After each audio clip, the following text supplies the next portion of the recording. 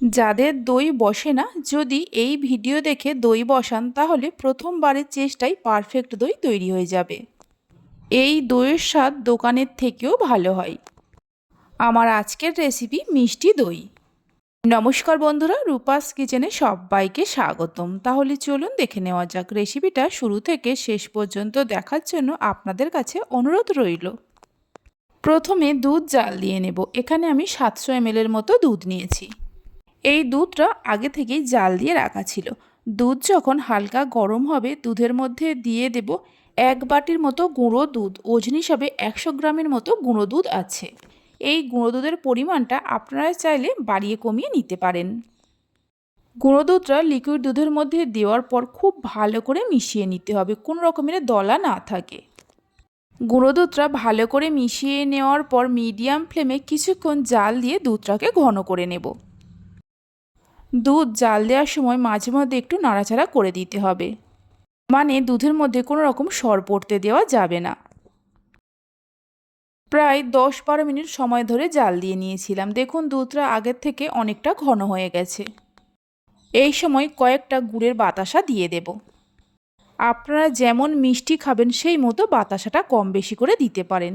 ফ্লেভারের জন্য 3টে এলাচকে থেতো করে নিয়ে দিয়ে দেব। এখানে আমি গুড়ের বাতাসা দিয়ে দইটা বসাচ্ছি। আপনারা চাইলে চিনিকে ক্যারামেল করে নিয়েও দই বসাতে পারেন।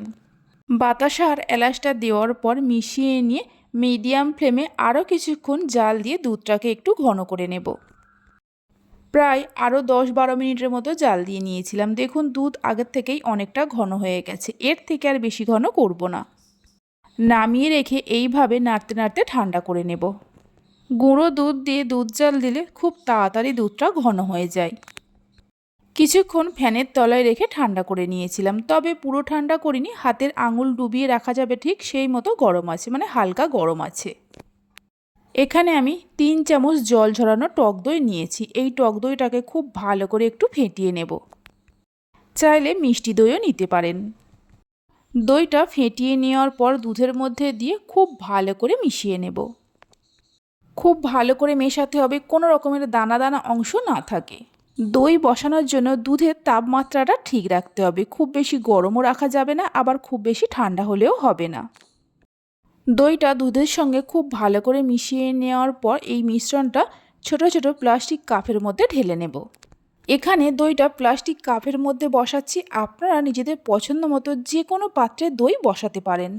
দই যে কোনো পাত্রে খুব সুন্দরভাবে বসে যায়। সবগুলো কাপের মধ্যে দুধের মিশ্রণটা ঢেলে নেওয়ার পর সমান করে ঢাকা দিয়ে দেব। এবার এর ওপরে মোটা কিছু দিয়ে ঢাকা দিয়ে দিতে হবে। একটা মোটা তোয়ালে আর চাদর দিয়ে ঢাকা দিয়ে রেখে দেব 8 থেকে 10 ঘন্টার জন্য। এর মধ্যে কোনো রকমভাবে নাড়াচাড়া করা যাবে না। 10 ঘন্টা পর ঢাকা খুলে দেখাচ্ছি। দেখুন দইটা কত সুন্দরভাবে বসেছে। এই দইয়ের স্বাদ মিষ্টি দোকানের থেকেও ভালো হয়। দেখুন প্রত্যেকটা দই খুব সুন্দরভাবে বসে গেছে। দই ঠান্ডা খেতে বেশি ভালো লাগে, তাই 1 ঘন্টা ফ্রিজে রেখে দিয়ে তারপর আপনাদের দেখাচ্ছি। এইভাবে একবার দই বানিয়ে দেখতে পারেন। বাড়িতে বানালে খেয়ে কেমন লাগলো অবশ্যই আমাকে কমেন্ট করে জানাবেন। 1 ঘন্টা পর ফ্রিজ থেকে বের করে নিয়ে এসে দেখাচ্ছি। দেখুন দইটা কত সুন্দর হয়েছে। কেটেও দেখিয়ে দিচ্ছি। রেসিপি ভালো লেগে থাকলে অবশ্যই একটা লাইক করবেন, বন্ধুদের সঙ্গে শেয়ার করবেন। ভালো লাগলে চ্যানেলটি সাবস্ক্রাইব করে পাশে থাকা বেল আইকনটি প্রেস করবেন নতুন রেসিপির আপডেট পাওয়ার জন্য। তাহলে চলুন ভিডিওটা আমি এখানেই শেষ করছি। আপনারা সবাই ভালো থাকবেন, সুস্থ থাকবেন। ধন্যবাদ।